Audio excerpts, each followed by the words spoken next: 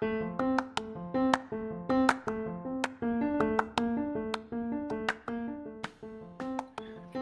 Doomer Bloomer podcast is a community for the resurrection of good ideas. We profile the hero's journey in weekly episodes and teach people about the 10 pillars framework for success in life, business, and relationships. Our mission is to find and help all Doomer Bloomers with mental health issues, poverty mindset, lack of resources, and those left behind in this world. Tune in weekly with Will S. and occasionally John Wynn as we have deep conversations with guests about the hero's journey, clown world order, and the resurrection of good ideas.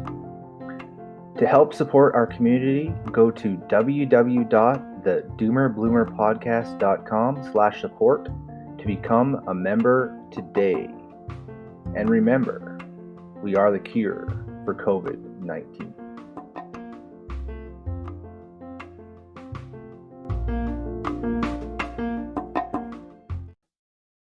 And we're live. Welcome back to the Doomer Bloomer podcast with Will S. We are talking about the hero's journey and how to get back on the path of going from a doomer and coming to a bloomer in your life. We talk about entrepreneurship, the hero's journey, clown world order, and just about anything that I feel is interesting and relevant in the world. I interview guests to get their insight and backgrounds in order to, again, get back on that path of going from a doomer to a bloomer. In that vein, I have a special guest all the way from Clearwater, British Columbia. His name is Zephram Tino. How are you doing today, Zephram? I'm doing all right. Surviving. Right. Good. Survival is good. We're,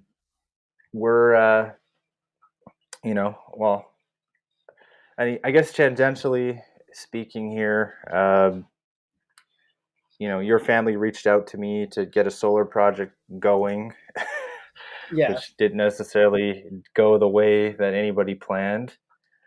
But besides that, I think, you've reached out onto me to Twitter a few times now. Yes. And it sounds like you have a book, The Ball of Wisdom. Do you want to talk a little bit about that, Zephram? Sure. Let's talk a little bit about the Ball of Wisdom. What would you like to know?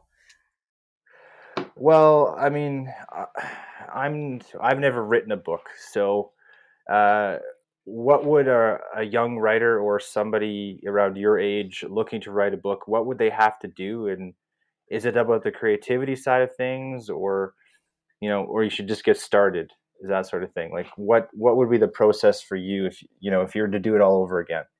If I were to do it all over again, let's see now. The process for me, first it starts with an idea, and then it has to you have to believe in that idea. Otherwise, if you don't have the belief in your idea, it's just not going to come to fruition. It's just going to die dead in its tracks. I don't know. If I were to do it all over again, I wish that I had known more about the business end of things, because it's not about slapping together a book and then there you go, you make money. No, it's actually you have to put together a book, and then you have to send it off to designers to design the book and get it out there, and marketers to market the book, etc. I just wish I had more of that business sense as opposed to creative sense.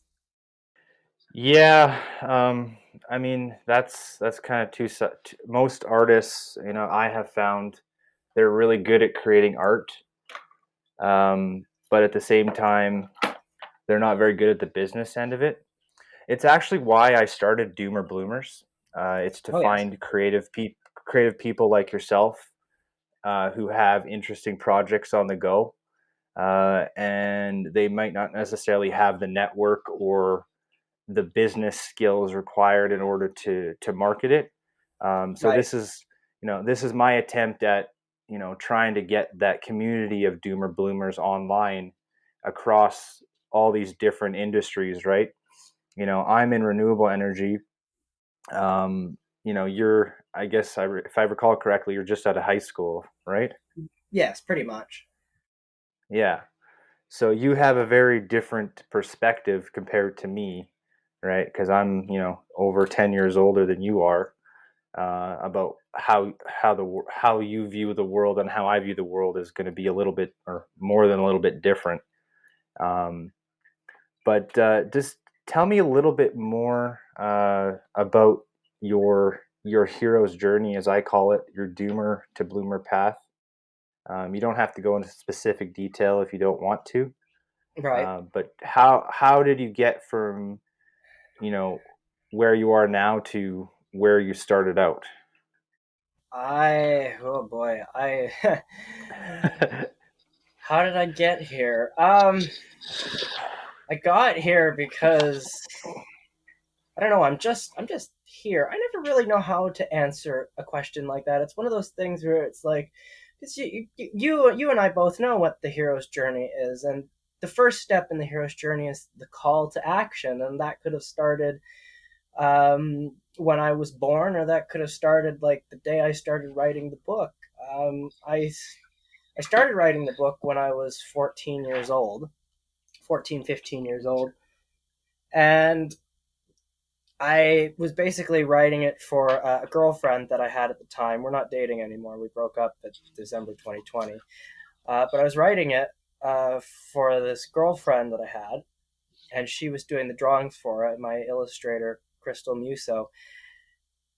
And it took, this was before the pandemic, so everything was going quite smoothly with the book, and everything seemed to be going great. And then the pandemic hit, and then everything ground to a halt for a good 6 months. So it was really hard to just, you know, the book itself was almost finished, but what happened was that in terms of building the book from the ground up and doing like doing the design tactics and marketing and all that and putting it together to be put on the bookshelves, that became a challenge because everything shut down. Um, let's see now. Yeah. I'm not sure where else to go really with this. Well, I've heard similar things, right? This past year, a similar thing happened to me, right? Like Yeah. I basically put Doomer Bloomers on hold for 6 months because I couldn't function on a day to day basis, and you know, and it's partially why I started Doomer Bloomers in the first place.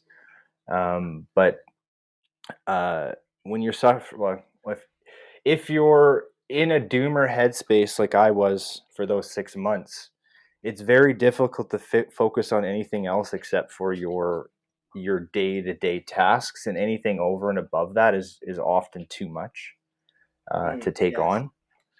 on. And that's, if anyone remembers why Doomer Bloomers was on a hiatus, you just have to check some previous episodes. I don't want to go back into it again that much. Um, but we're back now. We're doing regular episodes, um, and we've entered into season 3 of the podcast. So, um, we're talking to people like yourself, Zephram, who have, in a sense, like you said, the hero's journey, and like you said, the first call to act, the first part of the hero's journey is the call to action. Um, and if you, yeah, if you answer that call, then you can start to come round full circle again. That or you get a Um, killer movie franchise with Disney. right. So yeah, your dad messaged me something about this, but I don't follow Disney anymore. So can you I just don't blame you. remind me what you're talking about? What I'm talking about? Because a lot. Okay, I was gonna say a lot of Disney movies. No, no, no. Every single Disney movie uses the hero's journey writing trope, and I mean it's a reliable and basic writing formula that can be used to make a good story. It's just when Disney and Pixar have made over 70 films, it's all pretty much the same thing. So when I say killer movie franchise, I talk about like Disney films like Toy Story, Mm-hmm. or I'm trying to think of other ones that had like sequels. The Incredibles, because there was 2 movies made of that. Uh, it's mostly Toy Story that comes to mind because the whole thing with the hero's journey, and I used to make fun of Disney for doing it when they made this trope, was they'd always have, yep, the call to action. They'd have the awkward moment where the two, say you had 2 characters, you had the awkward moment where the 2 characters are meeting each other, and then you have this really high point in the movie where everything is great and everything is perfect. And honestly, the movie should just end right there and leave the audience feeling great.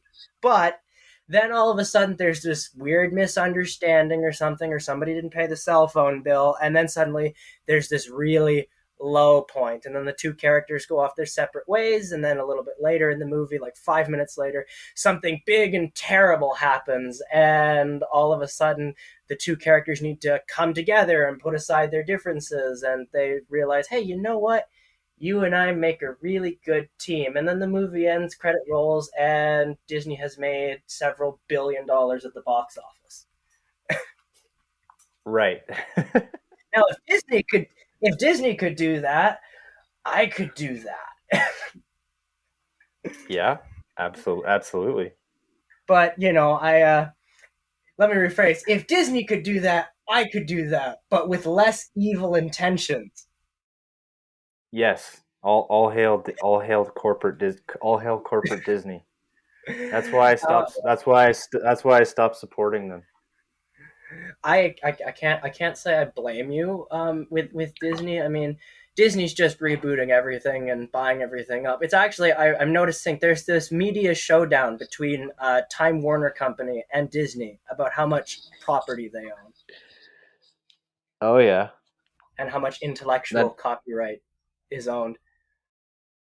Mm, The funny thing is yeah. that a majority of Disney characters are actually supposed to be in the public domain because of copyright laws, but because there have been certain politicians with invested interests in Disney, they've been able to extend the copyright laws so that none of their characters are in the public domain.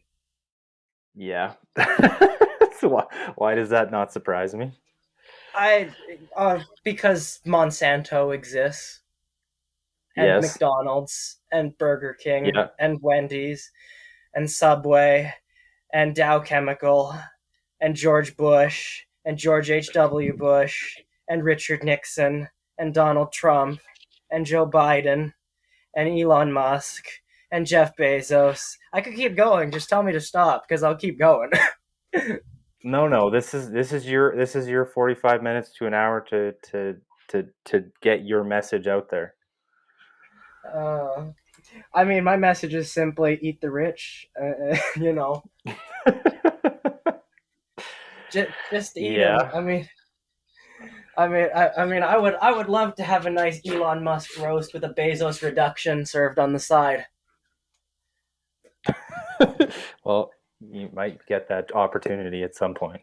But that would be, I don't know. I think that might be cannibalism, and I don't really want to partake in that too much. No, but I'm getting the sense, and I'm getting the visualization of what you're speaking to, and because this is an audio format, I think the listeners will get that as well. Oh, I mean, oh, come on. I mean, hey, look, pretty soon we could be seeing commercials in 5 years for McDonald's. Now, for a limited time only, for $9.99, the McZuck sandwich.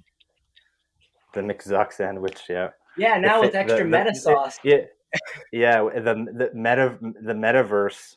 See, like I'm actively going away from all normal socials, right?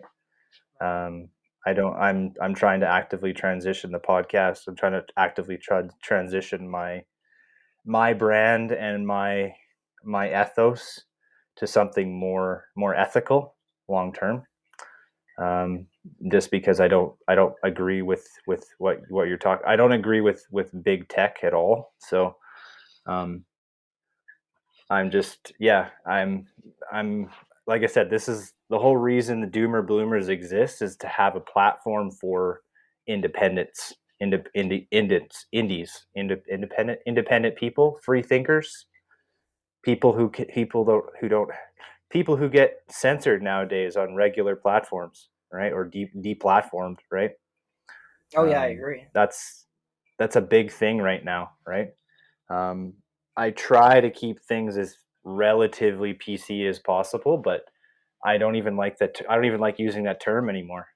Right? Hmm. I like to speak my mind. I like to speak my truth, the way things are. And if people don't want to listen to my truth, then they don't have to listen to the podcast. It's really that simple. Oh yes, it's very simple. See, there's a big difference between basically, how do I say this? You have the right to complain about something, and you have the right to not Mm-hmm. listen to something if you don't like it, but you don't have the right to prevent other people from seeing it. You don't have the right to stop other people from seeing it. 100%. We're definitely in agreement on that one. Yeah.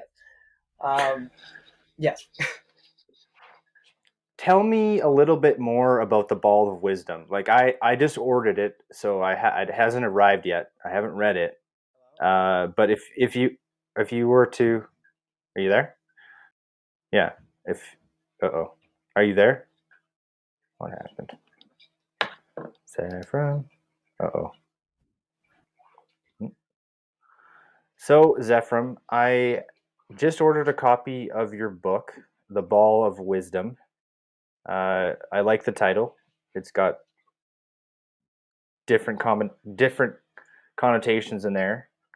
Um, if you could give us a little bit of background on what it's about and why we should pick up a copy.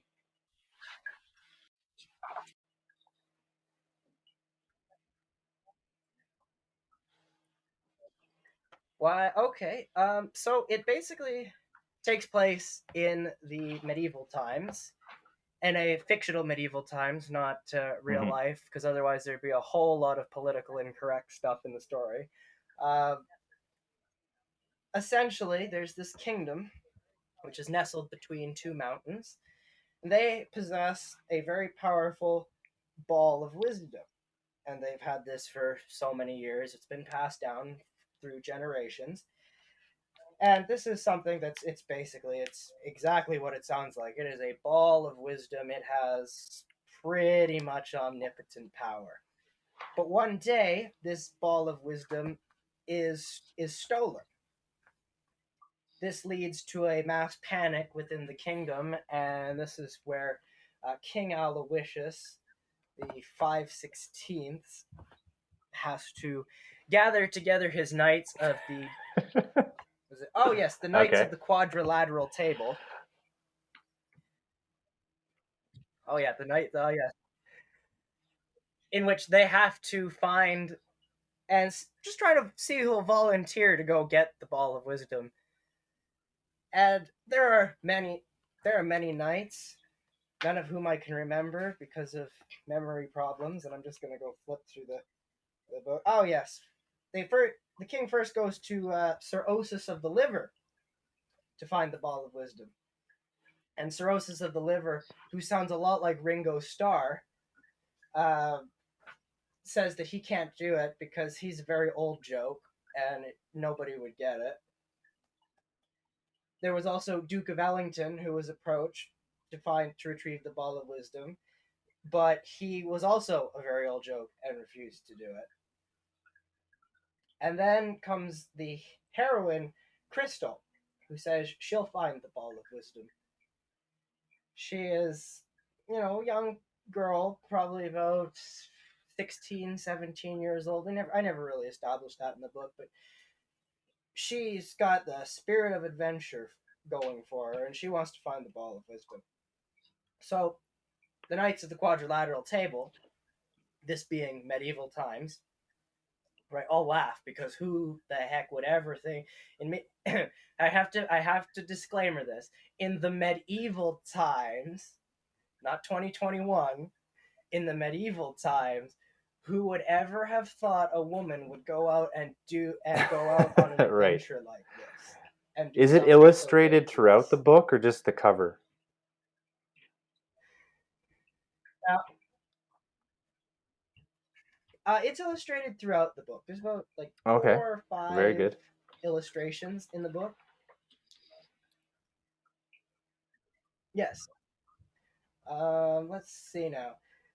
Now there was one more protest by the knight that they couldn't send a woman out, and the king says to this knight, who's being quite snippy, says, "Well, so sure, you're gonna go out and go get the ball of wisdom," and he looks and he goes, "I'm sorry, Your Majesty, I can't because I'm owned by Disney, and it costs way too much for us to use me in the story." And what's your target audience for this? I'm beginning. And what's my target audience? The target audience is it's a preteen novel, so it's kind of like one of those introductory type novels for a kid to Okay. read. So it'd probably be like ages 7 to 12. I also one of the other things I do with the target audience is I like to target this towards grandparents who want to read books to their children and their grandchildren, because there is a lot of good. There's a lot of good response from grandparents and particularly the old generation about the story content. I've been told that they would definitely read this story to their grandchildren. One of the things that I strive for in this book was I want to bring about more connection between children and their parents and their grandparents, because we live in this age of Fortnite and Minecraft and Netflix and Disney Plus, and there's nothing quite as connecting as reading a book to each other. So one of the goals when I wrote this book was to design it not just for children, but designed for parents Okay. to It's kind of got enjoy two right levels along to it, is with what you're their saying. children.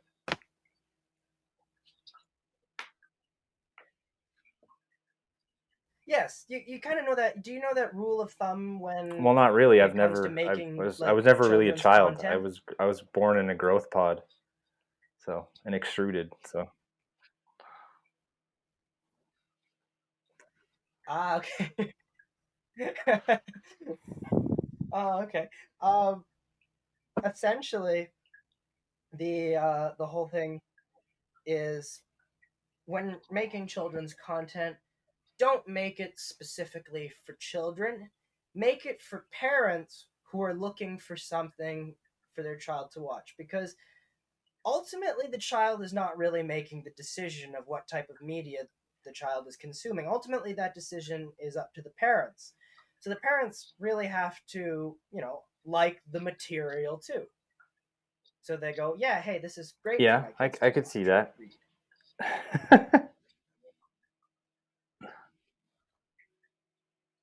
Also, children are in general a lot smart in general are actually just a lot smarter than most network executives give the child credit for. I mean, Oh, most. I mean, you've seen most cartoons these days, I'm sure, where it's all I just haven't glorified watched. fart jokes and general Yeah, well, I stupidity, haven't and watched a decent cartoon like since we the all thought '90s. Barney was So bad.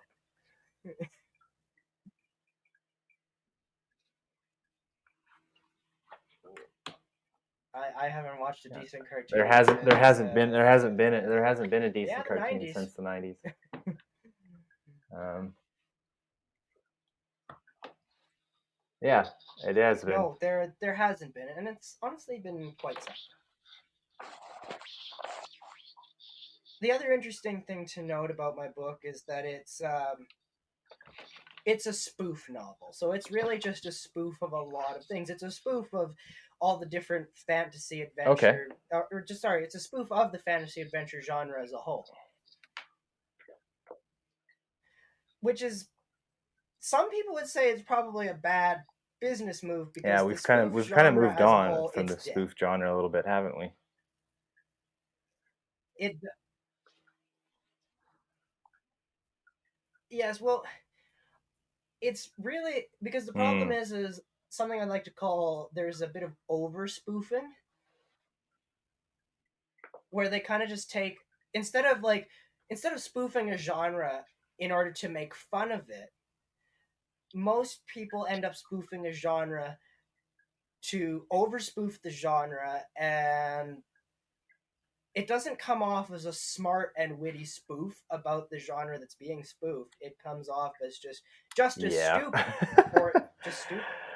Yeah, I don't know, and that's clown world. That's clown world order for you now.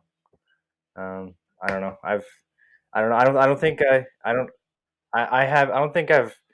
I mean, I don't I think I've. tend to agree. I don't think there was a significant piece of content that came out this past year that I would even consider watching or consuming. To be honest.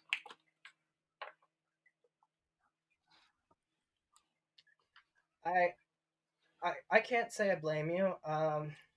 These days, especially with a lot of the newer stuff that's coming out, I do find that there's a Mm-hmm. lot of insertion about the pandemic and other world events, and I think one of the things that's forgotten by the writers of those TV shows and network executives is that TV and It's television, supposed to be, yeah. that's an escape from reality. It's just designed. It's supposed to be. I get it. You want to teach morals and life lessons through different mediums because well, that's how humanity has evolved. We've evolved to mimic the things we see on television. But I don't know. I see stuff about the pandemic and about systemic racism and all that every single day, and I know it's wrong, and I'm sure you know it's wrong. I want to just go and escape reality for a little bit so that I can, feel better and move through life. I don't want to be constantly Yeah. reminded of it or I mean, bombarded by I it. think I saw a Twitter something on on the Twitter today, and it was like, hey, like he's basically like asked the question like, hey, are you watching something that's making you miserable? I was like, no, why would I do that? Like, what would be the point of watching something that's making me more miserable?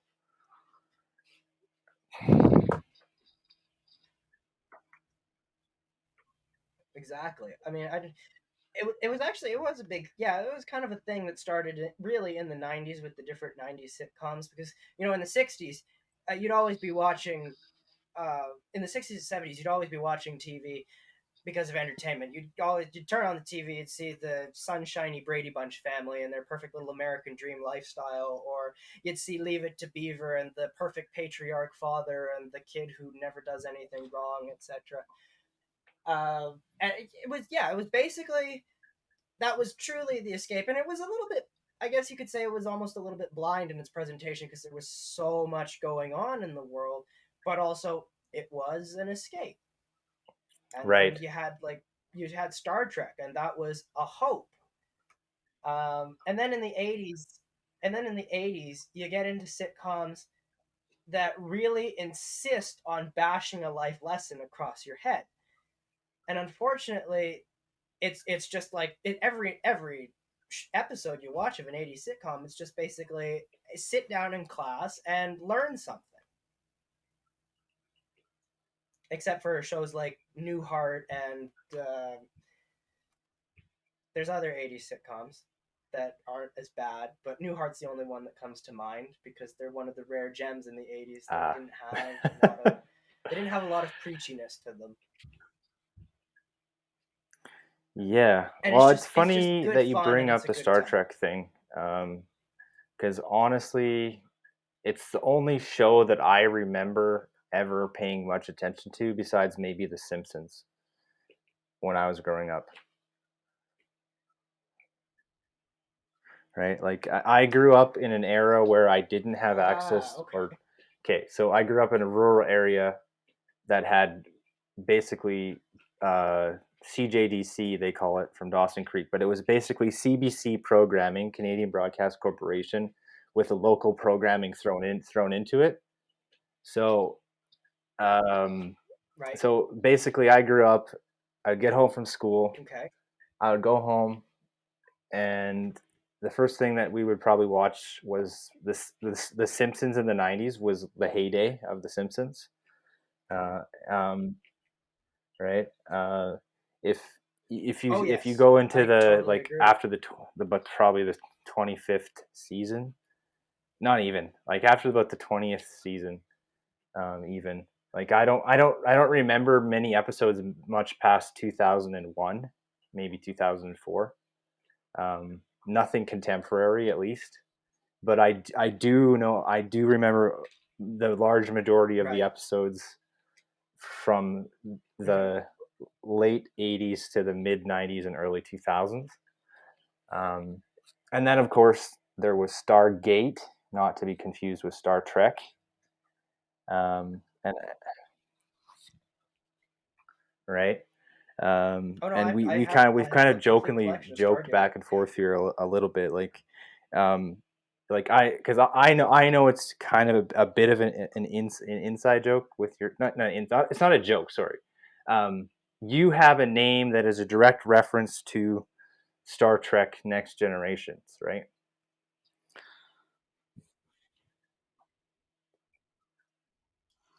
That yeah, well, it's Right, Star Trek. Well, my name is directly a result of Star Trek lore in right. general. It's Zephram Cochrane, I'm the guy who right? invented warp drive. Um, Yes, I get I get to crash land on a planet and live with. I get to crash land on a right, and planet you and get to fall in make love with a first sexy contact with alien the energy Vulcans. entity. Yeah, but Yeah, with the see, help of the but next generation crew. this is what I'm talking about. Is there Yeah, isn't any sort of media or culture like that as anymore. Like where the content is just about the content, right? It's it's a maybe it was about portraying a better or more like a more technologically, but not the dark side of technology, the upside of technology, right?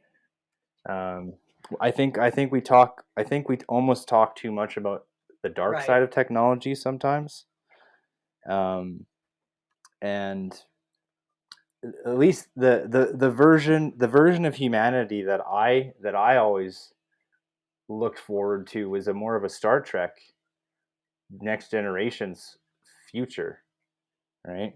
Um, that's the vision that I've built up in my mind, right?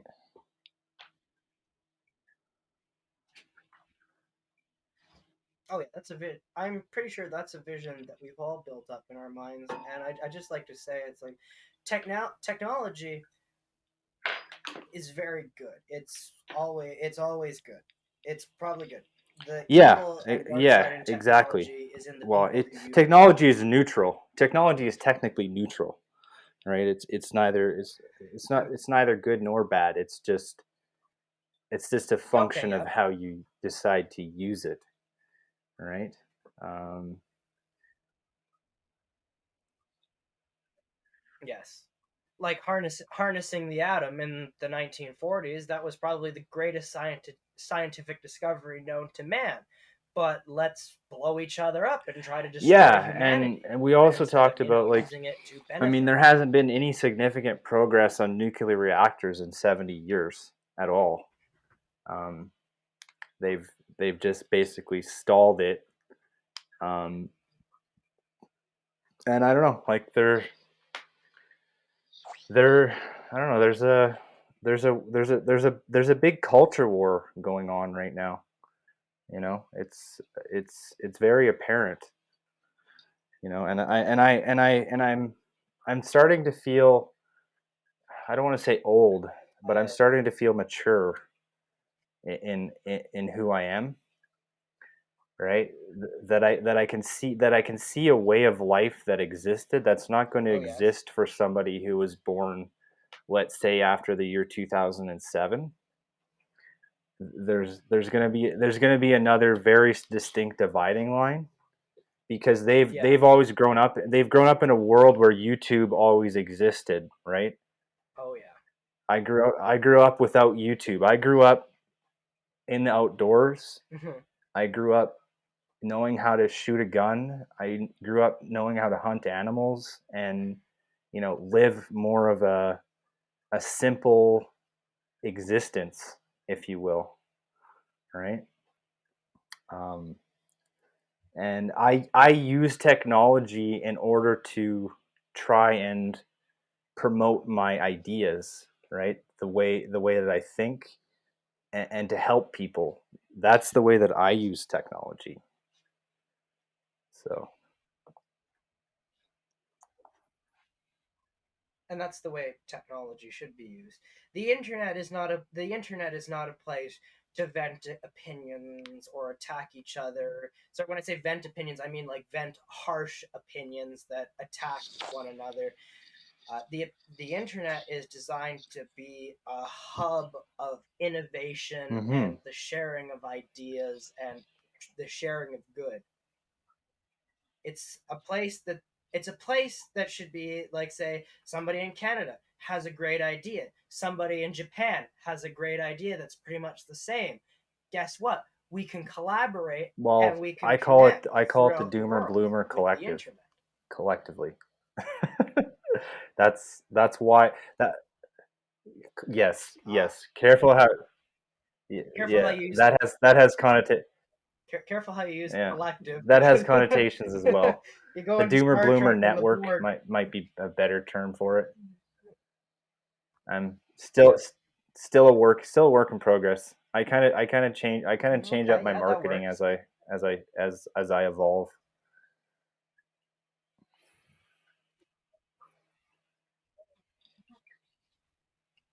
Okay, that's good. I circling back to like media and escaping reality and all that, and like for the purposes of entertainment and enjoyment, I'd like to mention with my book, The Ball of Wisdom, that's essentially what the book is.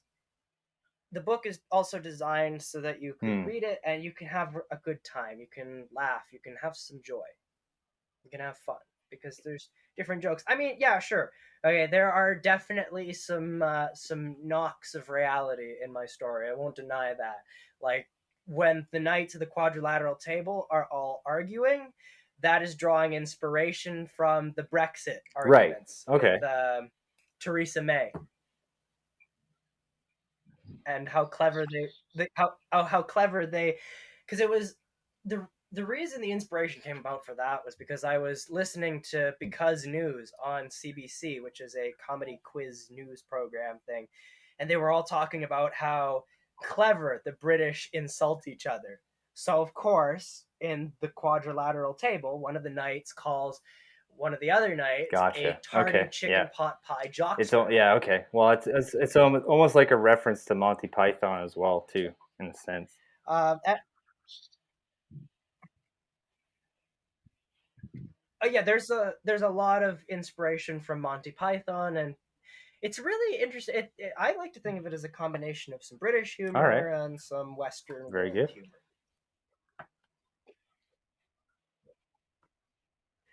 Okay, should I go so far to say it's a Sure. combination Why of not? British humor and some good I old guess that ragtag doesn't get that. colonist humor?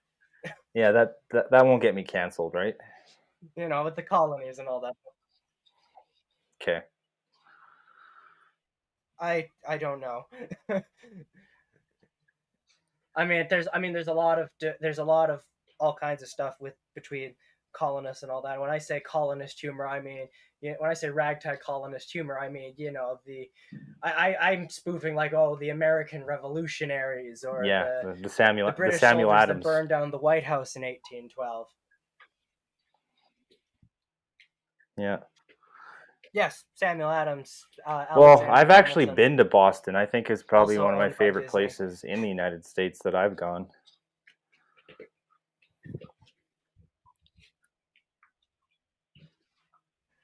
I've roamed around in Sure. I post-apocalyptic mean, we're Fallout, moving both into the Boston and we're moving Fallout into the 4. Does that metaverse, count? so who cares anymore, No, I know right? it's No, I'm not touching the metaverse Oh no, either. no, I say that very I'm not ironically, going to touch the Zephram. metaverse.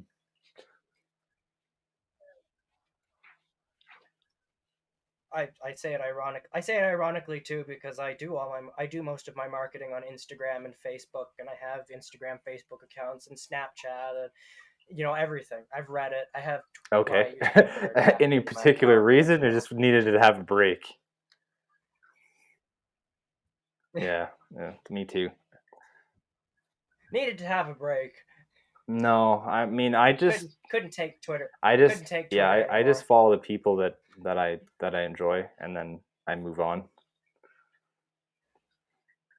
There's there's also a mute function on Twitter Oh yeah, too. I don't know if you know that. it's pretty much the same.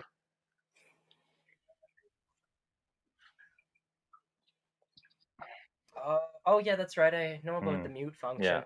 Okay. I I've burned see. that. I've burned that function out. I've had Twitter. I've had Twitter. I've had Twitter. I've had Twitter notifications pop up going, No. "You okay, man? Well, You do not want to hear Twitter, like what anybody I talking." think Twitter is like the barroom debate of the internet. It's like anyone what's the word, anyone with anyone Yeah. who, it's just, opinions are like assholes. Anyone who has one, anyone who has an opinion has an asshole. So it's that simple. Yeah. I. Oh yeah, it's true. Twitter. See. A lot of people will say, "Oh, Trump is responsible for the toxicity on Twitter," but I think what people fail to Yeah. realize is that the toxicity has always been there. It's always been there. It just depends on what opinion is going around or what's happening in the world that everybody starts talking about and putting their ideas in. One of the things that I learned about very recently, especially with regards to how democracy works in this new age, was that I was that the internet has done this thing where we're all individualized in our opinions, our likes, our dislikes, our interests, everything. We're all individualized. We're all individualized in this one bubble. Whereas before the age of the internet, it always used to be there were groups of people, that had pretty much the same train of thought, the same opinion, the same flow.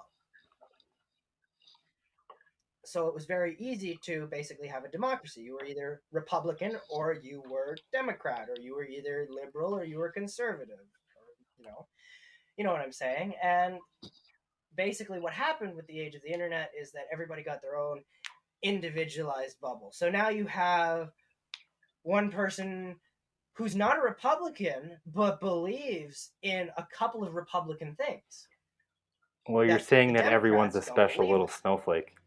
if you know what I'm saying.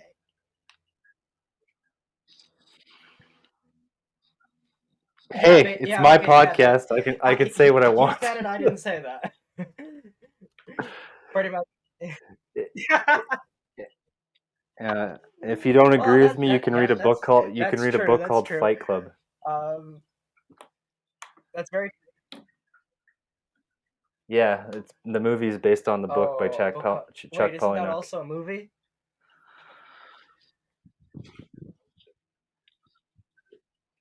Ah, okay. Well, I'd love to read the book Fight Club, Okay, but I've got a couple of other books by Carolyn Woodward that I have to read because nice. we're doing an author book exchange.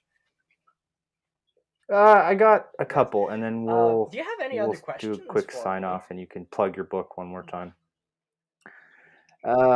Who are the three people most influential to you, Sure. Okay. or one person, anyways? Who are the three or one person? Let's see now. Yeah. My parents are very influential because without them, I wouldn't be here. For one thing, No. I wasn't born from a pod like you. um, it was basically, and my parents, they support That's me good. every step of the way, and that they're always there to support me. In terms of like other people, I don't just have three people who are influential to me. I mean, for the most part, I grew up with a lot. I grew up with a lot of television and a lot of insight into television. So there are a lot of people that influence me. There was Robin Williams influenced me. Johnny Carson influenced me. Bob Newhart influenced me. Um, Dick Martin and Dan Rowan influenced me. Well, Mr. Yeah, I was just Rogers gonna say we haven't influenced me. talked the I Canadian heavily. version of Mr. Mr. Dressup. Rogers, Mr. Dressup. Oh God, rest in peace. Yes. Um, yes, rest in peace.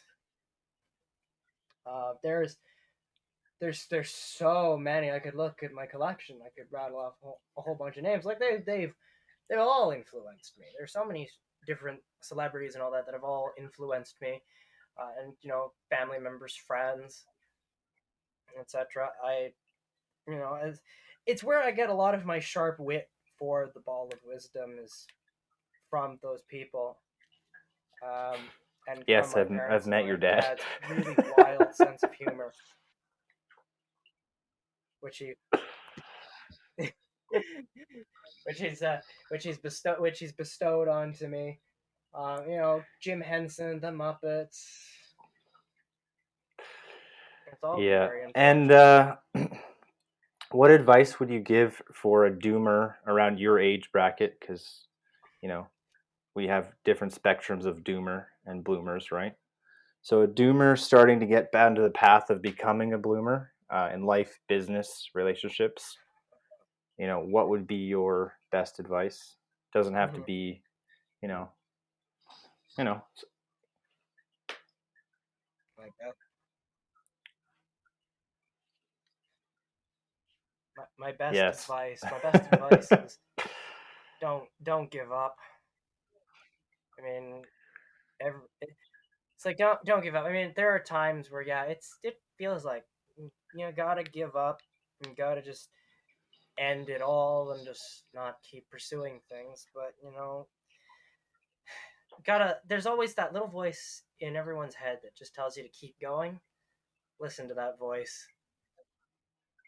Um, it's I know we live in this like really difficult world right now. Like things aren't the greatest, and some people won't believe me when I say that thing.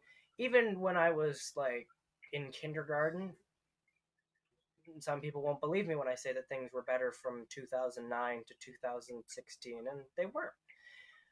Um, it's just I know it's a difficult world, but got to keep going because if you keep going, you can make the world a better place. Maybe we have to live in crap, but we can make sure that our future Yeah, generations don't live I in mean that's crap. what I've basically. Yeah, I can And yeah, 100% stand behind you on that that's what one. I say. All right, so second to last, and Mm-hmm. then you get to plug your book, and then we'll do the sign off. What is your Oh yeah. zombie plan? And this Oh, this no is my problem. favorite question, to be honest.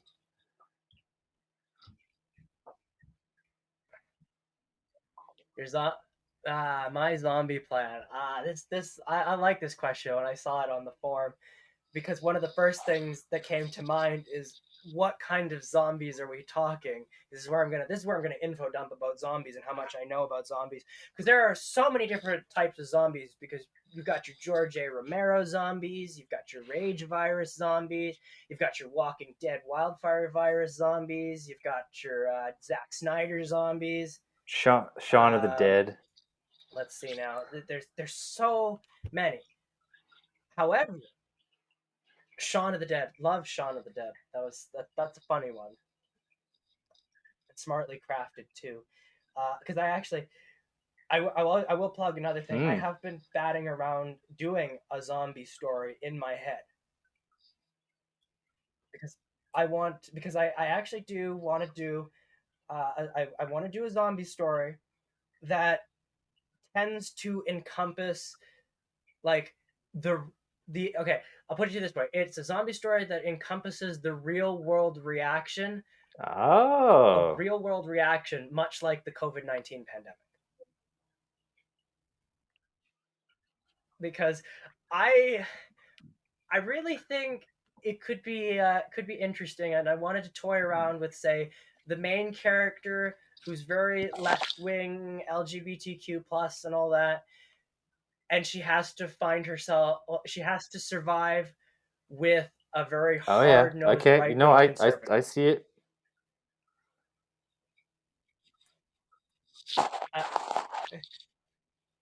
Uh, I've been batting that around, but anyways, back to the original question. My zombie plan.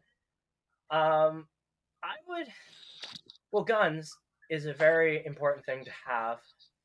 Depending on transmission and all that, a lot of face Yep. protection and a lot of skin protection. Uh, I live out in the rural and the wilderness, so in the event of a zombie apocalypse, I'm pretty damn sure that my town essentially would go completely rogue, and we would form civilian militias to combat the zombie apocalypse. Have to have a good stock of food, a lot of Yep. growing area and such for crops and farms, um, and lot Yeah. of And exercise and cardio because remember to those double damn tap. zombies can run really fast.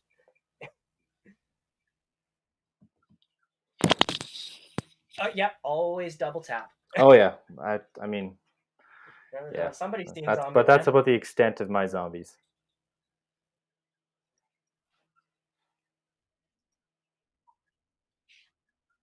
Yes, I could fight them all depending on which one.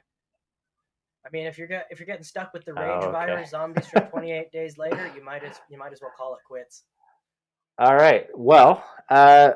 so where is the best place for our listeners to connect with you online, and the best place to check out your website and social media for the Ball of Wisdom?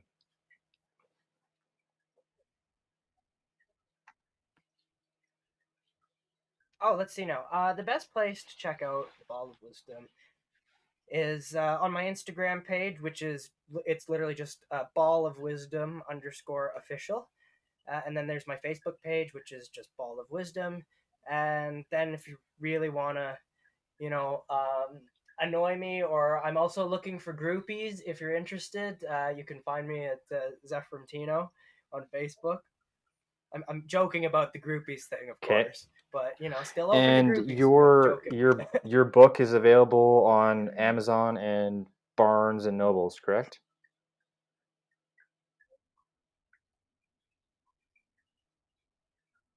Yep, it's available on Amazon, Barnes and Nobles, Okay, Goodreads, Thrift Books, I will Walmart. try to get all of those links into the description of the Yeah, pretty much. podcast. Anything else you'd like to say before I do a quick sign off? Excellent.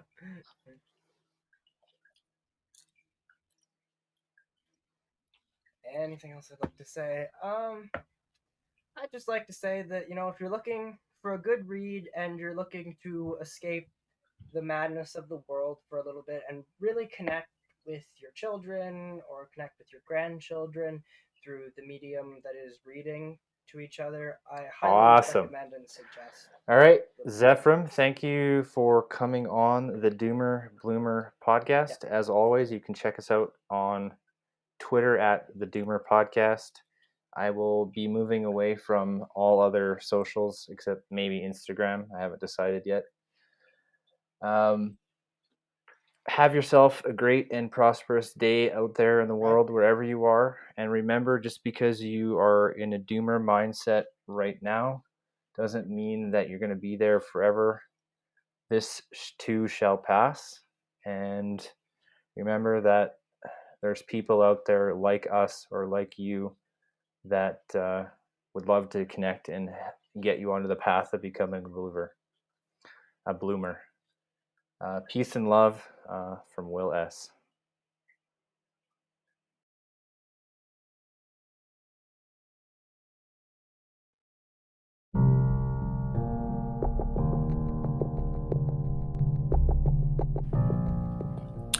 The Doomer Bloomer podcast is produced by Will S.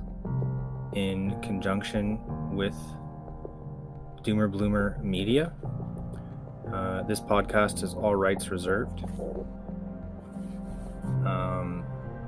All media and references are of the owner's own submissions. All opinions are solely his own.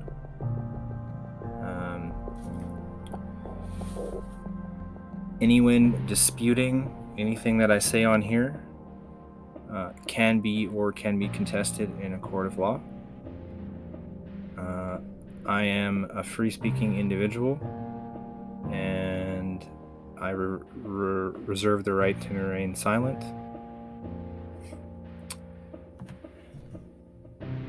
If you'd like to find out more, go to the www.doomerbloomers.com/support to become a member today.